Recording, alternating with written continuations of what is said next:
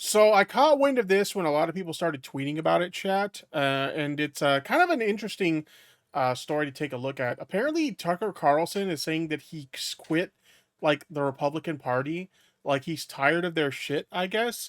I mean, can you blame him? We're seeing so many people who were previously part of like the MAGA cult that are just like, enough is enough. This guy's insane, and we don't want anything to do with this. By the way, shout out to Lady Zubat in the chat who is reminding me. They're the one who sent me this story. Even though I'm not using the exact video they sent me, they were the one who first brought it to my attention.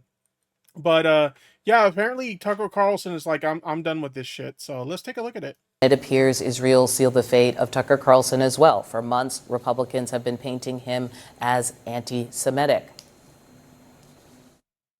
And I will say on the right, I have seen more anti-Semitism in the last 18 months on the right. It is being spread by loud voices, the most consequential of whom. This is like a common thing, like where it seems like anybody who criticizes the actions of Israel, they end up getting labeled as like anti-Semitic. And this doesn't just happen like on the right, like we're seeing this example, it's happening on the right, but it happens to people on the left as well, where some people are getting labeled as anti-Semitic for being critical of Israel. And it's like, it shouldn't be that hard to understand that like it doesn't make you anti-Semitic to be critical of the actions of like the Israeli state, right? Like I don't understand how people can't separate those two things. You could be critical of Israel, but also not be anti-Semitic. It just, I don't know. This seems really easy to me. Is Tucker Carlson. I believe Tucker Carlson is the single most dangerous demagogue in this country. Carlson says he is done with the Republican Party. He says it puts the interest of Israel above those of its own citizens. Someone in chat is saying that he's already backtracking and saying he supports JD Vance. That was kind of my theory, right? Is like, he's probably like tired of like the things that Trump is doing right now. Like he doesn't want to support Trump specifically. Like I figured it was probably like pretty hyperbolic of like, I just don't support Trump is actually what he means, right? But the moment a Republican comes along that he actually agrees with, he's going to be right back in the saddle. You're not going to expect, you know, don't do, or rather I should say, you shouldn't expect Tucker Carlson to just randomly like start rooting for the left or anything like that. Like that's not going to fucking happen. This really just comes down to, I disagree with a bunch of things that Trump is doing right now, and I've had enough of Trump. I'm not going to support him anymore. But the moment like, you know, there's an election where like there's another Republican that he agrees with, like he's ultimately going to side with them. And according to like the chatter, apparently he's already doing that with JD Vance. I would not support the Republican Party. There's no chance I would. Keep in mind, he called Trump the Antichrist, then literally the next day said, I never said that. Wait, Tucker said that, or who are you referring to? Support the Republican Party. I'm not going to support the Democratic Party. I don't know what I'm going to do. But at this point, you know, how could I or any American voter support a political party that's not loyal to the United States? Group chat is back. Tam, we're going two ends of the spectrum here, right? And then it meets up at the top. The horseshoe politics. Tucker said that? Oh, okay. Gotcha. I think what's interesting is... Well, it's kind of like JD Vance. Before JD Vance was selected as like, you know, the VP, he used to talk so much shit on Trump. That's what made it so funny that like JD Vance was Trump's like VP choice, was the fact that JD Vance used to shit on Trump all the time. That Tucker has been at odds with the White House for many months, almost every time there's a foreign intervention, but this one in particular seems to have pushed him over the edge in terms of how he speaks publicly. I think that what is happening here with Tucker Carlson, with Ted Cruz, is very... He called Trump the literal Antichrist around the time Trump posted that AI image of himself as Jesus. I remember that. People were losing their fucking minds over that. His response to that was something stupid along the lines of like, oh, that was supposed to be me as a doctor. And it's like, come on. Like, you don't think anybody's actually going to believe that, do you? Maybe he is delusional enough to think that people would believe that bullshit, but like, come on, dude. The first thing anybody's going to think if they see that image, they're going to think that it's you pretending to be Jesus Christ. Come on.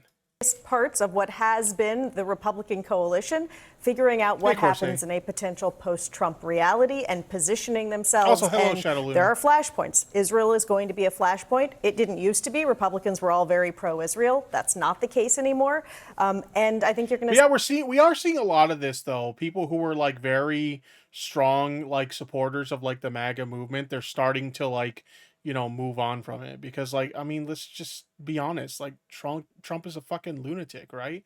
He's an absolute clown, and like people are starting to get tired of it. See it over abortion and other. Can you wish me a happy birthday? Oh, happy birthday, Corsair. I hope you're having a good one. Issues as well. Yeah, Marjorie Taylor Greene tweeting, Tucker's not the only one who's done supporting the Republican Party. This is her, I think, on X. There's a lot of us that are absolutely. Yeah, this is another one. Marjorie Taylor Greene is also like, I want to say it was like, maybe it was longer, but it feels like it was like a month or two ago that she jumped ship.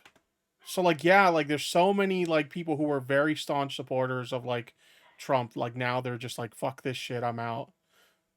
Up and will not support a party that betrays its voters and country. That doesn't mean we're turning into Democrats either. You know it's bad when you're losing your bootlickers? Literally. So true. Like, I don't know.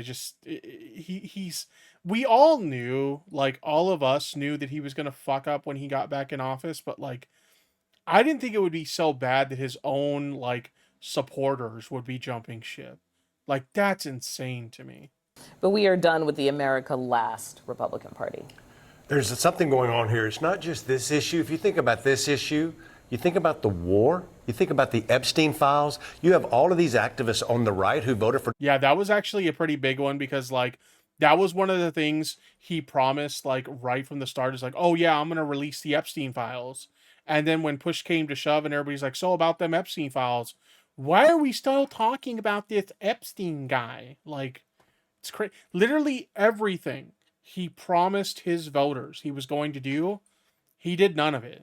Donald Trump because of those three things. And Tucker Carlson, maybe Marjorie Taylor Greene, are trying to tap into that. The old political consultant here thinks it has a lot to do with 2028. And, Totally. yeah, 2028 and also where the public sentiment is. I mean, when I went to look at the Pew Research polls, I was trying to figure out, okay, what are the views of Israel right now based on the polling? And in 2022, Republicans were at 27% with an unfavorable view of Israel. Now they're at 41, which means it's almost doubled. And meanwhile, Democrats, of course, we know in 2022, 53%. Now they're at 80%. So a Mamdani or a Tucker, they're speaking to the people who moved in this shift from 2020. I'm really hoping like the Mamdani thing is a sign that like more people would be interested in having, something other than the Democrats on the left as like a viable option to vote for when it comes to like other elections, especially like the presidential election.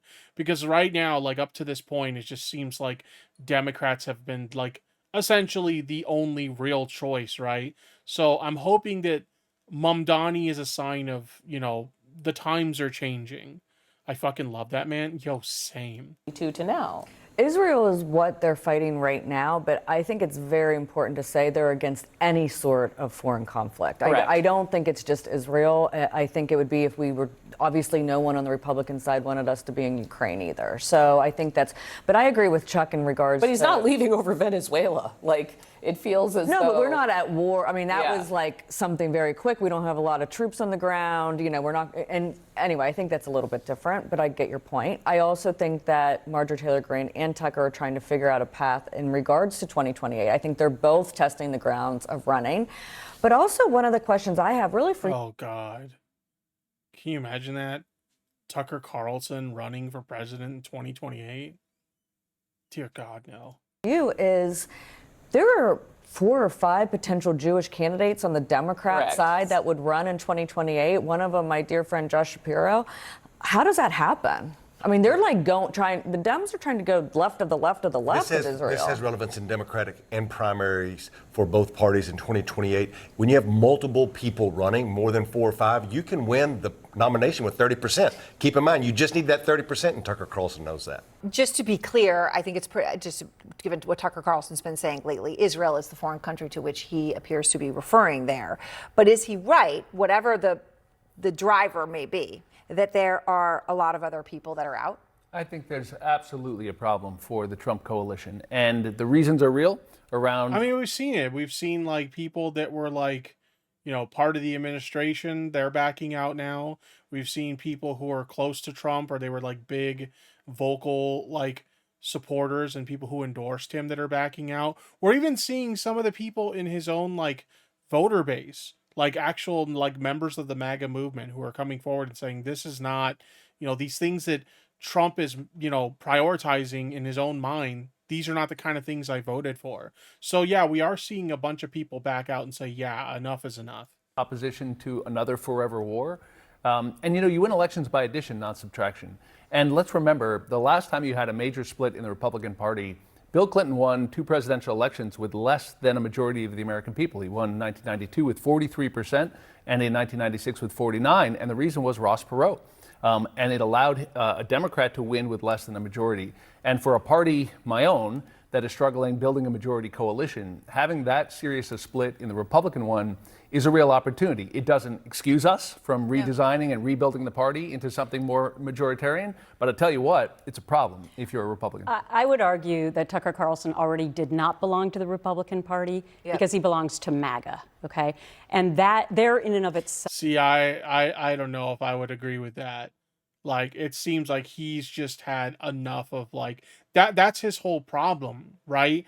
When he says he's leaving the Republican Party, as I said before, it's a hyperbolic thing, because the moment there's like a Republican candidate that he supports, he's going to jump right back on board. This is an issue with MAGA and Trump specifically. He's tired of this MAGA bullshit and he's ready to like move on from that. That's what this is about. You have the... Because again, as I said before, you're not going to see Tucker Carlson, rooting for the Dems now. Like, that's not going to fucking happen. It's literally just, I've had it with this current administration. That's what this comes down to.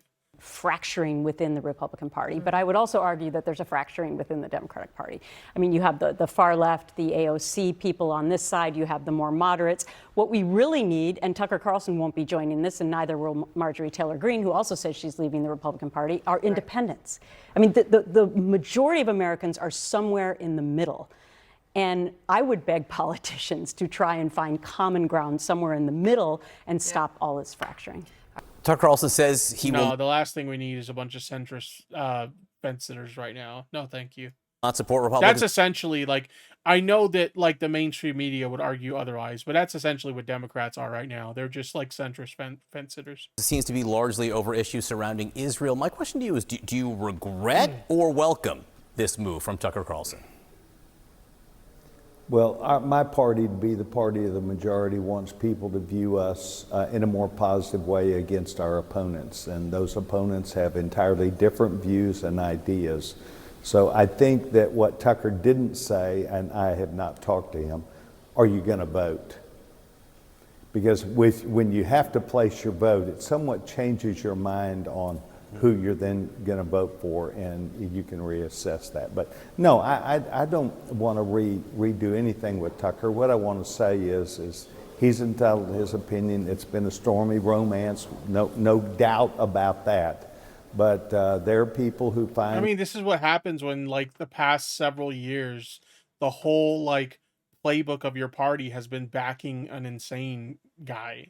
Like, of course, like, once people start to realize that they made a mistake, it's going to cause fracturing. It's going to cause a lot of infighting and shit like that. Like, at some point, you have to realize, yeah, maybe backing this lunatic wasn't the right idea. And I think it's a little bit too late to come to that conclusion. Time to... You probably should have recognized this a lot sooner. Express opinions.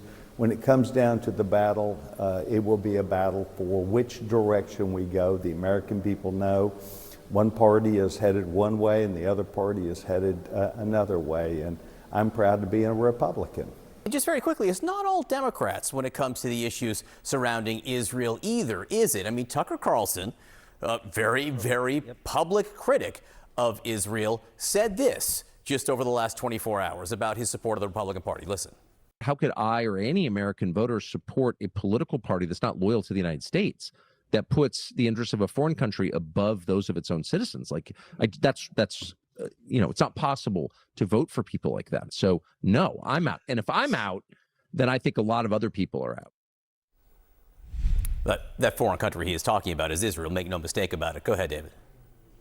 Yeah, John, you and I, this may not be terribly surprising to us who have watched sort of Tucker Carlson's evolution here, but just think about if you and I were having this conversation, I don't know, a few years ago, that Tucker Carlson just totally disowns any association with the Republican Party. He's been a front man for the Republican Party for 35 years. Yeah, I just don't see that. I don't see this actually happening. I see it as I said moments ago, I really think he's just fed up with Trump and MAGA. That's really what it comes down to.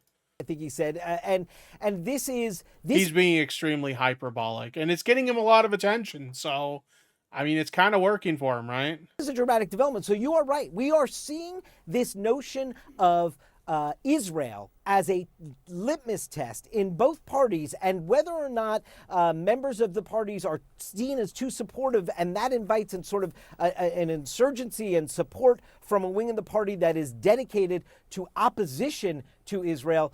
That is creating a real divide within each of these parties. I think we see in the polling this is a bigger, more pronounced problem right now on the Democratic side than it is on the Republican side, but it is there too, no doubt. All right. Gotcha. Yeah, I don't know. I think that he's just being like super hyperbolic. I don't think he actually has any intention of like completely severing himself from the Republican Party. I know I've said this already at earlier in this segment, but the moment there's a candidate that he supports in the Republican Party, he's coming right back. He's being a drama queen. Yeah, essentially. Pretty much. I mean, like, I get it, this guy that they supported turned out to be a complete lunatic. So they're kind of like fed up with his shit. So I get it. But like, yeah, he's kind of being a drama queen at this point. You're not wrong.